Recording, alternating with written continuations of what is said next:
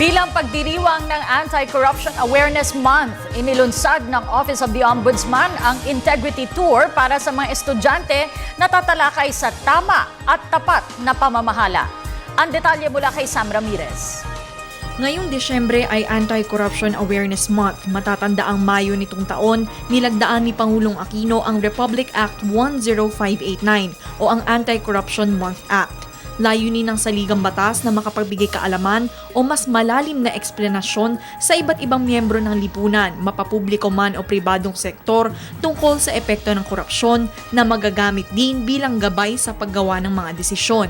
Ang Office of the Ombudsman ang naatasang ahensya na mamuno sa Anti-Corruption Awareness Month. Ilan lamang sa mga aktibidades nila ang University Integrity Tour, isang roadshow para sa mga estudyante at guro kung saan tatalakayin ang pundasyon ng mabuti at tamang pamamahala sa konteksto ng sistema ng edukasyon. Nariyan din ang Barangay Integrity ibigay naman sa pinakamaliit ngunit mahalagang unit ng lokal na pamahalaan. Ang mga programang ito ay bahagi lamang ng tinatawag na Integrity Caravan na inilunsad ng Office of the Ombudsman noong ika-25 anibersaryo ng ahensya, Mayo ng nakaraang taon. Sa ika-9 naman ng Disyembre, ginugunita ang National Anti-Corruption Awareness Day. Para sa Telebisyon ng Bayan, Sam Ramirez.